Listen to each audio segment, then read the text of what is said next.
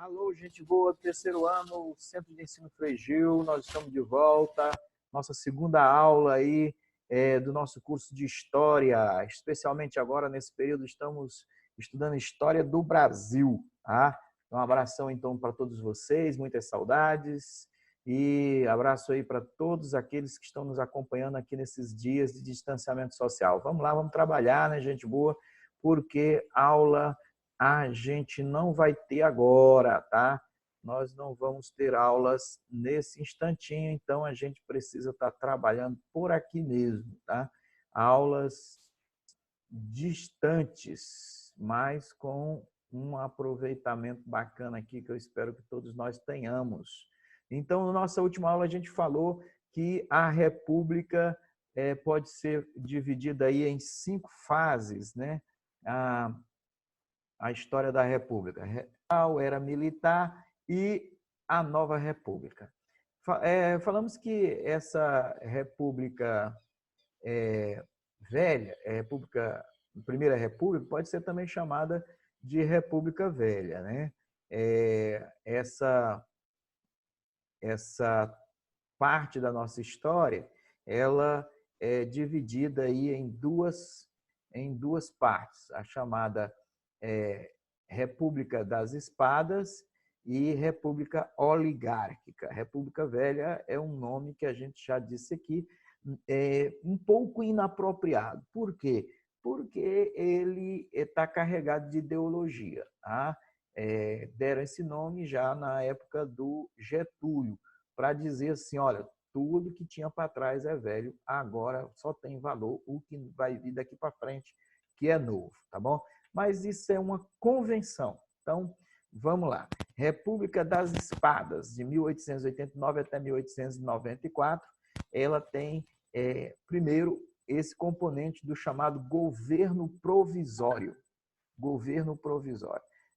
Quem era o chefe da junta desse governo provisório? O próprio proclamador da República, Deodoro da Fonseca. Eu tenho que falar uma coisa aqui para vocês sobre a proclamação da República, que é super importante, tá? Vocês vão olhar nos livros, todo lugar, na hora de falar da proclamação da República, vai ter uma frase de um carinha chamado Aristides Lobo. Aristides Lobo é um jornalista que vai escrever sobre a proclamação da República. E ele vai consagrar uma frase que vai dizer assim: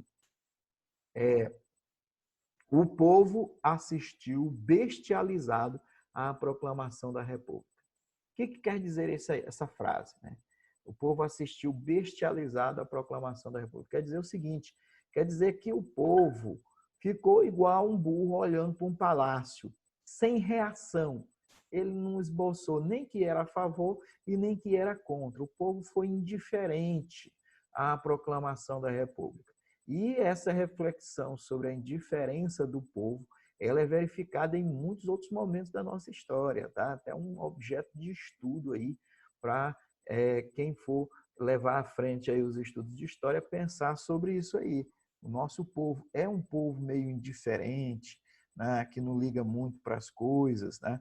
Isso aí todos nós temos que ficar de olho para analisar a história também, levando isso em consideração. Então, em 1889 até 1891 foi o governo provisório aí liderado por esse carinha aqui, o Marechal Deodoro da Fonseca. Tá? Bom, o que foi que houve com o meu governo provisório de 1889 a 1891? Primeiro, houve mudanças institucionais. O Brasil virou uma federação, né? O que é uma federação? Federação é uma organização política em que os estados, vários estados se unem, formando um país, né? Formando um país. Então, o país ele só existe para representar os estados fora internacionalmente e a coordenar as ações dentro da federação. E, no caso, cada estado teria sua própria autonomia. O Brasil começou até um pouco assim. Hoje em dia, o governo federal é muito forte, os governos estaduais são mais fraquinhos, a gente tem pouca força nosso federalismo. Inclusive, se fala muito hoje em repactuar a federação, um novo pacto federativo. Hoje os municípios têm pouca força, os estados têm uma força mais ou menos, e o governo federal é que é o bicho papão, que tem mais impostos, que arrecada mais, que é quem está aí comandando tudo no nosso país. Mas, no papel, nós somos uma federação. Outra coisa que aconteceu, que foi super importante, é a separação entre a igreja e o Estado. Agora, a igreja por si, o Estado para o outro lado, tá bom? Outro processo super importante foi chamado de Grande Naturalização. Em 1890, o governo decretou que todo mundo que era estrangeiro, mas morava no Brasil a partir de um certo tempo, tinha direito a se naturalizar como brasileiro.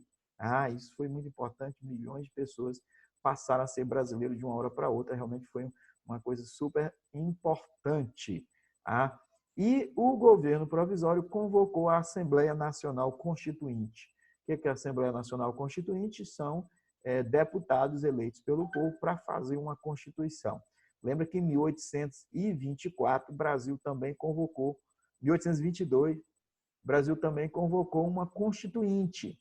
Só que o Dom Pedro I mandou todo mundo para casa e fez ele próprio a sua Constituição. Então, é a primeira vez que vai ter uma Constituição feita por representantes do povo. Essa Constituição vai sair do forno e vai ser promulgada em 1891, tá? Dia 24 de fevereiro de 1891, ela vai ser, então, promulgada. Ela instituiu a forma de governo do Brasil como república, né? Agora passou a ser oficial, a forma de Estado, federalismo, como a gente já explicou para vocês, e o sistema de governo, o presidencialismo, ou seja, o presidente é quem vai chefiar o executivo. Qual é a alternativa a isso, professor? A alternativa a isso era o parlamentarismo, no qual quem é chefe de governo é o primeiro-ministro. O presidente seria chefe de Estado, aquele que vai só representar o Estado brasileiro internacionalmente. No caso do presidencialismo, o presidente, então, ele acaba combinando essas duas funções, presidencialismo e parlamentarismo, beleza? Então, a Constituição de 1891 também dividiu os poderes em três, né? Você já sabe, executivo, legislativo, judiciário, de acordo com a teoria de Montesquieu, o espírito das leis do iluminismo. E o voto, todos os brasileiros maiores de 21 anos podiam votar, exceto analfabetos, mendigos, soldados, religiosos e mulheres. Isso aí, pessoal, esse negócio aqui excluiu uns 80 e poucos % da população brasileira, tá? Então, você dizia, todo mundo brasileiro maior de 21 anos pode votar, e exceto analfabetos, 60% da população está fora. Mendigos, ou seja, quem não tem propriedade era considerado mendigo. Quem não é dono de nada ou não paga nenhum imposto, né? Considerado mendigo. Então, a turma aí não tinha direito a voto. Não pagou imposto, para que vai votar, né? Então, soldados também não podiam votar, religiosos não podiam votar e as mulheres também não. Outra metade da população ia para o beleléu, excluído da democracia aí. O voto também era aberto, isso aí é uma das características dessa primeira república, é o voto aberto. O voto aberto é o voto em que não é secreto, que as pessoas vão ficar sabendo quem você votou. É interessante que nós não valorizamos muito o voto secreto, mas ele é importante para a democracia. Hoje em dia, quando tem uma eleição, a primeira coisa que a gente faz é escancarar os quatro ventos de quem que a gente vota, né? Então, o povo brasileiro não aprendeu ainda a importância do voto secreto. E nós vamos ver aqui o tanto que o voto aberto era prejudicial nessa época aqui. E até hoje também tem os seus efeitos, tá? Então, a Constituição de 1891, olha aqui, olha que coisa interessante aqui, ó, vou mostrar para vocês aqui. Estados Unidos do Brasil, era o nome do Brasil nessa época. Estados Unidos do Brasil. Não é à toa esse nome. Olha aqui o Brasil até escrito com Z. Escrito com Z, tá? bem americanizado mesmo. Porque essa Constituição, essa primeira Constituição, foi bem quase copiada da americana, tá? Então, realmente, aí, essa Constituição usou esse nome não à toa, porque foi bem copiazinha mesmo dos Estados Unidos, tá? Então, pessoal, outra coisa importante do governo provisório foi esse negócio aqui, esse nome, encilhamento. Olha, esse nome é um nome esquisito, você quase não escuta falar nesse tipo de coisa hoje. Mas foi uma política levada a cabo por um carinha considerado o homem mais inteligente do mundo naquela época, né? Um brasileiro, Rui Barbosa.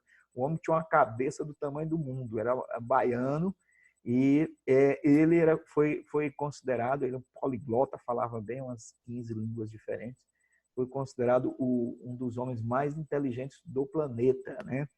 E aí ele foi convidado para fazer parte do governo da Primeira República aqui, desse governo provisório, né? Como ministro da Fazenda. E ele tomou uma medida que era o seguinte: vamos dar dinheiro para o povo, vamos dar dinheiro aí para as pessoas montarem empresas, para crédito para todo mundo, incentiva ao crescimento e ao desenvolvimento industrial. Só que ele levou um tombo terrível. O pessoal inventou firma fantasma, pegaram o dinheiro emprestado e não colocaram os projetos em funcionamento. O Brasil levou um grande calote, mas foi calote terrível que o Brasil quase quebra antes de começar a existir, né? Então, galerinha, tá aí a figura do Rui Barbosa, um advogado baiano, considerado um dos homens mais inteligentes do mundo. Ele tomou também outra decisão meio burrinha, tá? Que foi quando ele mandou destruir os arquivos da escravidão no Brasil. Segundo ele, era para limpar essa mancha da história do Brasil, mas privou o futuro, no caso nós, historiadores, de termos documentos que tivessem mais informações sobre a escravidão aqui no nosso país, né? E a gente ficou aí agora tateando atrás de informação. Realmente, claro que historiador não desiste nunca, né? A gente tem muita informação sobre a escravidão, mas não os documentos oficiais do governo sobre a escravidão, tá? Então, Rui Barbosa está aí a figura. Esse cara, ele vai concorrer em todas as eleições para presidente até ele morrer aí na Primeira República, tá? Não vai ganhar nenhuma. Depois eu explico por que ele não ganhou e por que ele continuava concorrendo, tá? Muito bem. Quais foram as consequências do encilhamento, desse golpe que deram no Estado, né, no governo? Bom, primeiro, muita moeda circulando gerou inflação, né? Muito dinheiro circulando. Vamos imprimir dinheiro para industrializar o país. Gerou inflação. Muita gente criou empresas fantasmas, a agitação e especulação na Bolsa de Valores do Rio de Janeiro, e o Rui Barbosa, então, foi demitido em janeiro de 1891. Então, aí, realmente, o Rui Barbosa era uma espécie aí de Sérgio Moro do Deodoro da Fonseca, né? Contratou ele como ministro para dar uma moralzinha diante do povo, né? E foi bem difícil demitir ele. Não foi fácil, não, porque o povo realmente tinha ele como um cara bem inteligente, né? E aí, só que ele meteu o Brasil numa crise terrível, né? Bom, o pessoal fez a Constituição de 1891 e, por que não, vamos eleger logo um presidente. Então, as primeiras eleições para presidente no Brasil foram indiretas, ou seja, só quem votou foram os deputados, né? Isso aconteceu em fevereiro de 1891 e os candidatos eram o seguinte: para presidente, Marechal Deodoro da Fonseca e Prudente de Moraes, e para vice-presidente, Eduardo van der Kolk e o Marechal Floriano Peixoto. Naquela época, as eleições também tinham outra diferença. Você podia votar para presidente de um partido e para vice de outro partido. De maneira que, para presidente, o Deodoro da Fonseca ganhou com 129 votos, mas o vice dele perdeu 57 votos só, né? Então, o Prudente de Moraes perdeu para o Deodoro, para o presidente, com 97 votos, mas o vice dele ganhou com 153 votos. Daí você já vê aqui uma diferença, porque hoje a gente vota em chapa, a gente vota no presidente e no vice. Por que tem no nosso sistema hoje voto em chapa? O voto em chapa foi instituído para poder facilitar a composição de governos, né? No Brasil, nós temos muito partido político. Então, para você fechar um governo, às vezes é necessário alianças, que é chamada de política de coalizão, né? O nosso atual presidente está tentando formar um governo aí sem coalizão política, porque, segundo ele, essa é a raiz da corrupção, né? Bom, então, a coalizão, até recentemente, garantia que o presidente, contando com o apoio de um vice que também tivesse um partido relevante, tivesse a maioria dos deputados no Congresso Nacional e assim facilitava a vida da galerinha. Tá? Então, mas aqui na Primeira República não tinha essa questão. Então, o que foi eleito foi o Deodoro da Fonseca, de um partido, e o Floriano, de outro partido, para vice. Tá? Bom, então, nós vamos ter aí o primeiro governo constitucional do Brasil. O Deodoro da Fonseca, ele vai começar a governar em janeiro de 1891 e vai até novembro de mesmo ano, tá? Não fecha um ano. Ele governou quase 2 anos sem Constituição, mas quando chegou para governar com a Constituição, ele arregou. Por quê? Porque ele não gostava muito de seguir normas, ele gostava que o povo seguisse as normas dele, né? Mas ele não gostava muito de seguir normas. Então, ele se aborrecia muito com esse negócio de ter que seguir a lei. E uma das coisas, pessoal, que vocês têm que aprender é que república, presidente não manda em tudo, não. Quem manda nas coisas é a lei, a Constituição, tá? Então, o governo tem que seguir a Constituição, seja ele quem for. E tem outra ilusão também que o povo tem. Tem muita gente aí alegando que tira governo, bota governo, fala que porque diz assim, o povo é que manda. O povo não manda, gente. Nós estamos numa república. Quem manda é a lei. É a lei. Quem tem que mandar é a lei. Então, não tem esse negócio de que o povo manda, não. Tá? O povo também tem que obedecer à lei. Tá? Imagina esse negócio de povo manda, né? O povo manda e o povo tem um negócio chamado efeito manada. O que é o efeito manada? É o seguinte, às vezes quando um tende para um lado, aí vai todo mundo para aquele lado ali. Né? Nós somos bem Maria, vai com as outras. Às vezes a mídia manipula o povo, um discurso político manipula o povo. Então a lei é a segurança. A lei é aquilo que está lá no papel e aí o governo da ocasião não pode mudar a lei assim só porque agora eu quero fazer diferente. Não. O governo tem que seguir a lei. Se o povo quiser mudar a lei, aí o povo elege um deputado com essa proposta, os deputados vão se combinar lá, vão fazer uma negociação, vão se combinar para mudar a lei. Tá? Agora, não pode as pessoas saírem na rua toda hora e dizer, não, agora tira isso, tira o governo, bota o governo, tira o governo, bota o governo. Isso aí é anarquia. Tá? Não existe república com esse tipo de posicionamento. Nós precisamos de leis. A lei é que manda no país. Aí o Deodoro não aguentou esse negócio aí. Tá? No dia 3 de novembro de 1891, logo depois do finados, ele queria fechar o Congresso Nacional. E fechou. Né? Todo mundo para casa, deputado não vai ter mais, quem vai fazer a lei agora sou eu e tal, e aquela coisa toda. Mas houve a primeira revolta da Armada e ele renunciou no dia 23 de novembro daquele ano. Então, não foi um negócio como ele queria. Ele achava que fechando o Congresso, todo mundo ia apoiar ele, os militares iam apoiar, mas a galerinha não apoiou esse golpe que ele queria dar nele mesmo. Né?